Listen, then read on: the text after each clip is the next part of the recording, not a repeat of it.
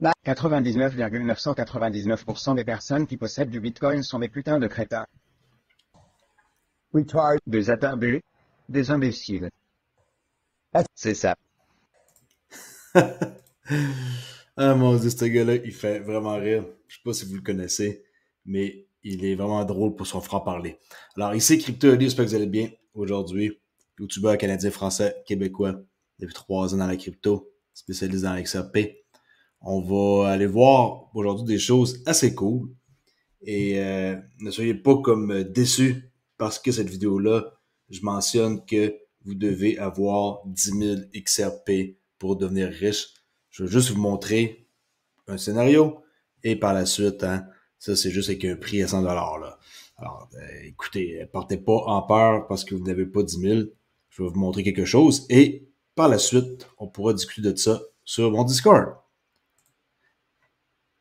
Il y a eu un glitch et les gens ont fait des screenshots. On peut voir un autre glitch, XRP et BNB le même prix.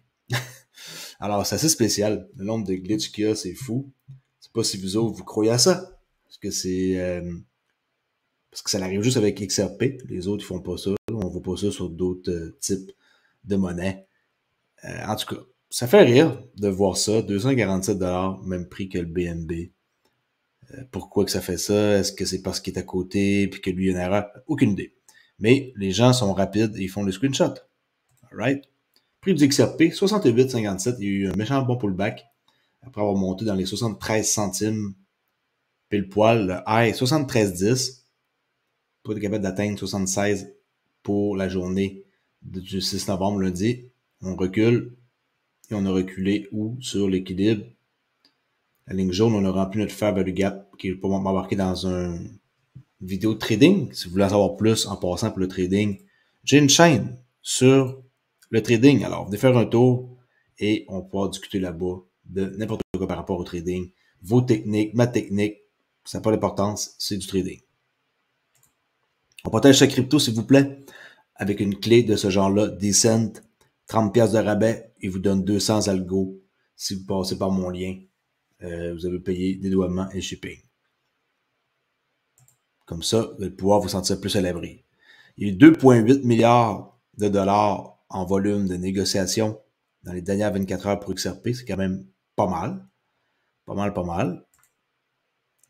Un autre exemple que je vais vous montrer avec un glitch. Les gens, ils pensent que c'est des Photoshop, tout ça. Comment qu'on peut faire un Photoshop? Regardez bien. Okay, il y a une vidéo et ça veut tout dire. Regardez. Okay, XRP 52 738. Okay, 52 738 736. Regardez, le chiffre, il va changer en temps réel. Regardez. C'est quoi ça? C'est le Photoshop. Comment? Okay, regardez ça. 52 729, ça a changé. Okay, je remonte encore. C'est pas truqué, là. Pourquoi que ça fait ça? Encore aucune idée pourquoi. C'est sur Binance, ça. Montre un document ici sur Business Wire qui date du 2 novembre 2023. Je vous en rappelle, peut-être que vous en rappelez pas, que le leader de solutions, j'espère que vous savez c'est qui, dans la blockchain pour la crypto, dans les solutions de paiement, c'est Ripple. Ils ont annoncé que la DFSA, la Dubai Financial Service Authority, a approuvé l'actif numérique XRP pour une utilisation au sein du DIFC. Vous allez voir pourquoi je parle de ça. Et par la suite, on va tomber à notre fameux 10 000 XRP que vous devez avoir pour être millionnaire. Alors, les sociétés d'actifs virtuels agréées au sein du DIFC pourront désormais intégrer XRP dans leur service d'actifs virtuels. C'est un rappel que je vous fais. La nouvelle apparue le 2 novembre. C'est une grosse nouvelle.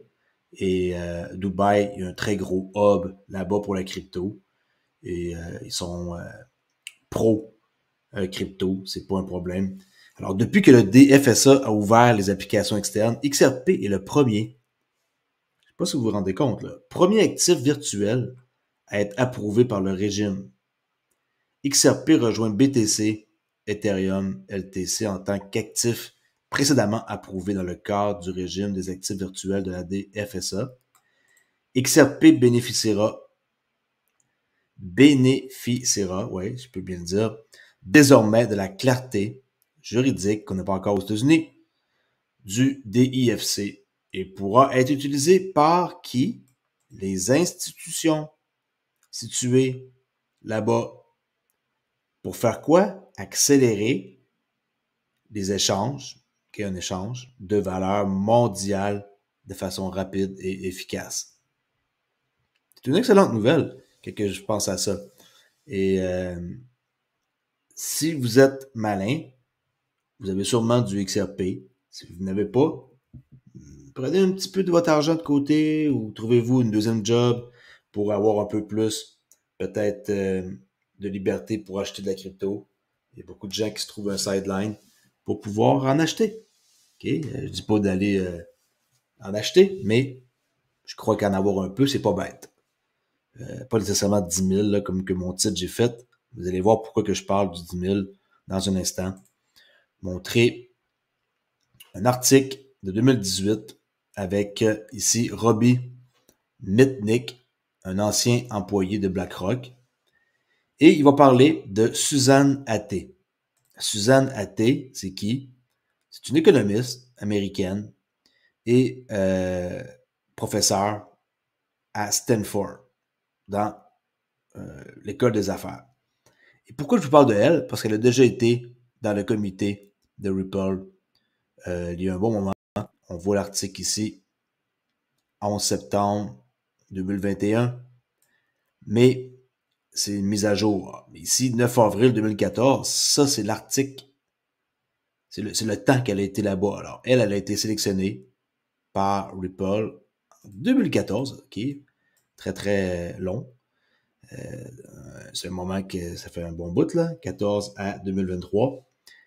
Et ça dit que elle était dans l'équipe. Okay? Les domaines de recherche d'Athey incluent les médias en ligne, la publicité et la recherche. Et elle a notamment parlé lors des audiences sur le Bitcoin à New York et au Coin Summit de San Francisco. Puis pourquoi je vous parle d'elle? Vous allez dire, hein, où est-ce qu'il veut en venir, Crypto.ly, avec tous ces trucs? Pourquoi il nous parle de ça? C'est quoi le rapport? Suzanne Athey, le 10 000 XRP. Hein, vous vous êtes mélangés, hein? Je comprends. OK, je comprends. Et vous allez voir pourquoi. Elle, en étant été dans le conseil d'administration pour Ripple Labs, elle détient des XRP.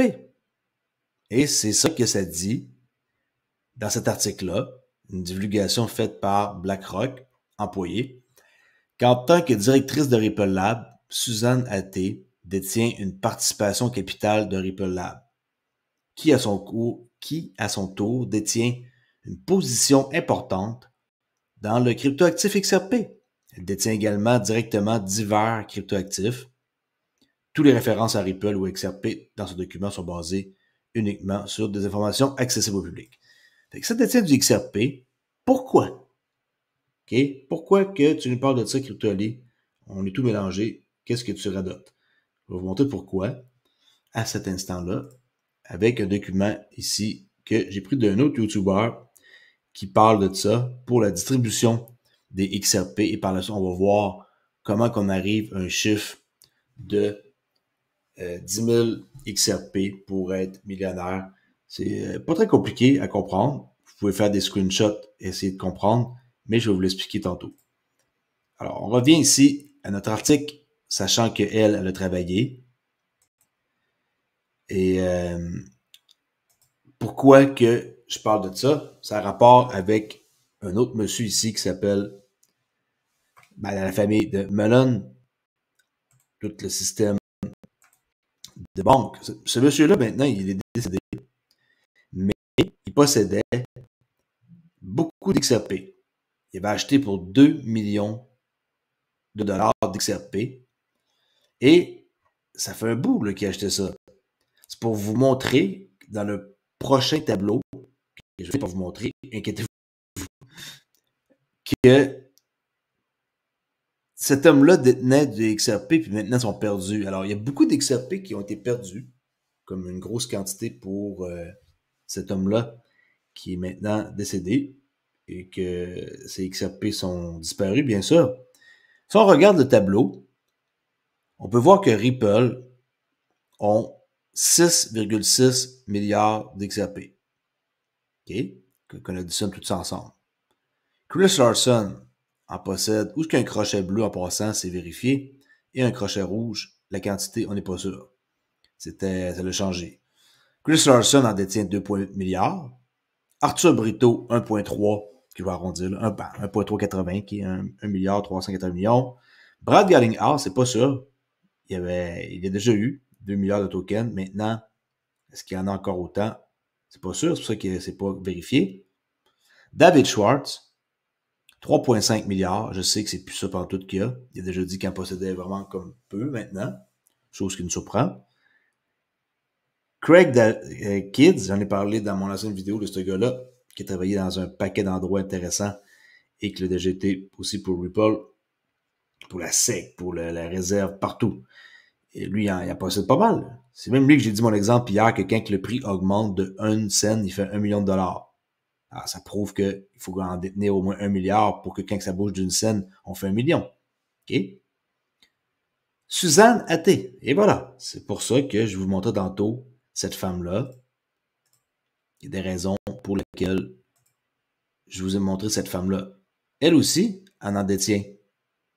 Oui, elle n'en détient pas une quantité peut-être comme certaines personnes qui en ont beaucoup, beaucoup, comme par exemple Chris Larson. Mais apparemment, elle en a 1,5 milliard. Bob Way, 2,5, mais c'est pas vérifié, ceux qui sont rouges. Et l'équipe des employés de chez Ripple, 3 milliards. Les employés de chez Ripple, c'est qui? C'est qui que ça représente? On peut aller voir. En passant, c'est assez simple. Vous allez sur leur site et dans Leadership et on peut voir. Bon, okay, ça, on l'a déjà dit comment il y en avait. Monica Long, on ne sait pas comment il y en a. Eric Van Minderberg, pareil. Christine Hollars, pareil. Devrak Varadam, pareil. Eric Jack, pareil. Studart Aldoroti, il garde ce secret, l'avocat. Brian Burt Whistle, pareil. Andrew Manuel, pareil. Craig Phillips, Sandy O'Connor, Rosie Raya. Vous pensez qu'elle n'en a pas? Quand elle dit que c'est avec qu'il faut embarquer dans le train maintenant parce qu'il est parti, elle en a sûrement pas mal. Michael Warren, Ashley Birla, vraiment un employé de long terme, un jeune, mais depuis longtemps qu'il est là. Warren Johnson et Masashi Okuyama. Alors, tout ce monde-là, ça représente la partie de 3 milliards qui est là, l'estimé. Pensez-vous qu'il n'y en a pas? Puis que ce monde-là, ils vont rien travailler un salaire horaire, franchement. Tout le monde veut faire de l'argent, alors il y en a comme tout le monde, une grosse quantité. Alors, pour arriver à ce calcul-là, quand on additionne tout ça, ça donne 23 milliards de XRP. Tout additionner les montants qu'on voit là. Les quantités, ça donne 23. Si on prend ce 23 milliards-là, on sait que dans le compte escroc, en date de octobre 2023, il y a 41 milliards. OK? C'est pas moi qui invente des chiffres, je vais aller vous montrer la preuve. Ça, c'est le rapport qui est sorti, que je vous ai dit d'aller lire. Q3 2023, XRP Market Report. Quand vous descendez en bas, vous pouvez voir ici septembre, 30 septembre. Alors pour octobre, on peut voir ici, OK, pour fin septembre, XRP total soumis au séquestre dans le livre, 41 milliards. 300 millions, on arrondit à 41 milliards. Alors, si on prend 41 milliards et qu'on l'additionne à notre 23, on arrive à 64 et quelque chose. On va dire 65. Alors, le 65 que vous avez, pour savoir combien que ça prend de XRP pour être millionnaire, c'est 10 000 XRP. Pourquoi? On peut voir la distribution ici, qu'il y a 54 personnes qui en ont entre 100 millions et 500 millions. 143 qui en ont entre 20 millions et 100 millions. Quand on additionne toute cette rangée-là, ça donne 277 000 détenteurs. Et on prend la quantité totale de disponibles, ok? C'est quasiment 100 milliards, là, ok? 99 milliards. On le soustrait du 65. Je vous rappelle, le 65, c'est le 23, qui est tout ici. Et le 41 du compte escroc. On soustrait, on va dire 100 de 41 milliards du compte escroc et de 23. Ça donne 35 milliards. Et sur 35 milliards, il y a plusieurs personnes qui en ont plus qu'un compte. Comme moi, par exemple, qui en a plusieurs. Un autre ami qui en a 2. Alors, on peut diviser par 2. Le total de ça ici, on le divise par 2. Ça donne 139 000 détenteurs de XRP qui détiennent 10 000 tokens et plus. OK?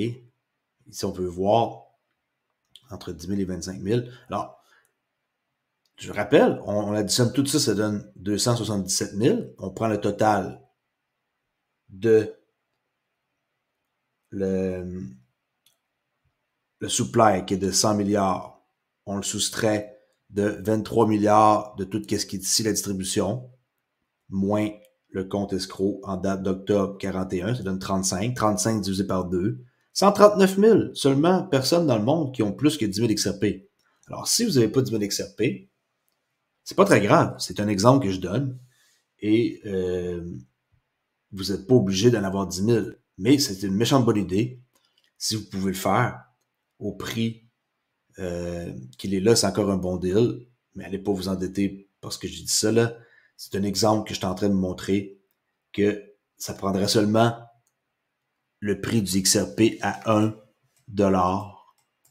Hein, si vous en possédez 10 000 tokens, 1 dollar, 100 dollars, qu'est-ce que je suis en train de dire? Ça prendrait seulement un prix du XRP, si mes crayons veulent fonctionner. Il faut seulement que vous attendiez que le prix du XRP monte à 100 dollars pour faire 1 million. Puis 1 million, maintenant, ça vaut plus grand-chose, là. Alors, si le prix vient à 100 dollars et que vous en possédez 10 000, c'est très, très simple comme calcul, là, on s'entend, là. Map de base, vous allez pouvoir faire 1 million de dollars. Mais moi, je suis pas dans la crypto pour faire 1 million de dollars. Non, merci. Parce que le prix du XRP ne coûtera jamais juste 100 dollars. Ça, c'est mon opinion. Je pense que maintenant, j'ai plus d'affaires à me débattre, à démontrer pourquoi. Mais posséder 10 000 tokens, puis vous attendez qu'il coûte 100 dollars, pouf, 1 million de dollars. Est-ce que vous prenez votre retraite avec ça? J'en doute. J'en doute. Mais on peut s'acheter une maison, puis avoir pas de paiement, puis une auto claire, des choses comme ça, mais vous n'allez pas changer votre vie vraiment drastiquement. Mais vous la changez quand même pas mal. Puis 1 million, ça dépend aussi de où est-ce que vous restez, là. 1 million, si vous restez en Suisse, je pense pas que ça soit très intéressant, puis que c'est pas grand-chose là-bas, là. Même au Canada, 1 million de dollars maintenant, une maison, c'est 500 000, là. Une maison qui est normale. 400-500 000, c'est une maison bien normale. Le reste de votre argent, ça suffit pas pour vivre pour le restant de vos jours, à moins d'être très, très, très malin de l'investir dans quelque chose qui rapporte à tous les mois et qui vous donne un revenu résiduel. Mais bon courage. Pas évident de placer le reste qui vous resterait. OK? Alors, j'espère que vous avez aimé mon exemple pour aujourd'hui. Je vais juste continuer avec quelque chose d'autre. Et par la suite, je vais mettre fin à cette vidéo. C'est ça ici pour finir, le truc que je vous ai dit que je trouvais drôle. Et les autres nouvelles, je vais les garder pour la prochaine vidéo. Il y a d'autres bonnes nouvelles, mais je vais pas faire une vidéo qui va durer 30 minutes là. Regardez bien encore une fois cet homme. Okay, c'est un businessman, là, on le connaît, il fait des conférences partout. Son nom m'échappe. Regardez bien ce qu'il va dire. Désolé pour le langage, c'est un peu vulgaire. Qu'allez-vous dire à vos enfants et à vos petits-enfants dans 25 ans quand ils diront « Bon sang papa, bon sang grand-père, qu'est-ce que tu faisais à part avoir ton pouce dans ton gros cul pendant la plus grande transformation de la richesse de l'histoire du monde ?» Qu'est-ce que tu faisais, putain? Putain de tout, rien. C'est ce que la plupart d'entre vous leur diront. Vos petits-enfants et vos enfants. Ça ne sera jamais mieux que ces enfants. C'est, comme je l'ai dit sur YouTube, l'œil de la putain de tempête parfaite. Ça y est. Je n'aurais jamais pensé vivre assez longtemps pour le revoir. Cela va faire ressembler les années 80 à une comptine dans laquelle je loue Allah, loue Bouddha, loue Dieu. J'ai participé à l'assassinat et au viol de tout le monde dans les années 80. Légalement. Ça va ressembler à une putain de comptine. Et qu'allez-vous dire à vos enfants? Oh, j'ai dû le tabler. Il fallait que j'y réfléchisse. J'ai dû lire un autre livre sur les fusions et acquisitions. Putain d'abruti. En tout cas, le robot, le début, ça fait très rire, là. Mais c'est pour lui, écoutez-le en anglais, ce gars-là. Ouais, j'adore voir comment il parle. Il est cru, mais il lance des messages. Puis il dit aux gens de se réveiller. Alors moi, je vous dis la même affaire, réveillez-vous avec ce trop tard. Là, aujourd'hui, c'est rien de voir un XRP qui est monté comme ça à 73 cents. C'est pas très... Tu sais, je veux dire, moi, on en possédait énormément puis de vendre. Pourquoi vendre à ce prix-là? C'est ridicule. Juste penser vendre à ce prix-là. Désolé pour vous. Mais j'espère que vous ne vendez pas à 68 cents au XRP, là. À moins de faire du trading et de acheter, vendre, acheter, vendre, acheter, vendre. Puis que c'est ça votre business. Je comprends. Mais si vous êtes holder et que vous avez acheté, on va dire, du XRP dans les 55 cents, j'espère que vous ne vendez pas ici. Parce que vous allez le regretter si jamais il ne redescend pas au prix que vous avez acheté pour vous recharger. Alright? Alors, je laisse là-dessus et on va faire une autre vidéo par la suite avec d'autres bons sujets, d'autres bons sujets que j'ai mis de côté pour vous plus tard. Merci beaucoup de m'avoir écouté. Excusez-moi, je suis en train de rire encore avec le gars quand il parle avec le AI, la traduction, ça me fait vraiment rire. Je reviens là-dessus pour une autre vidéo plus tard. Merci beaucoup. Ciao!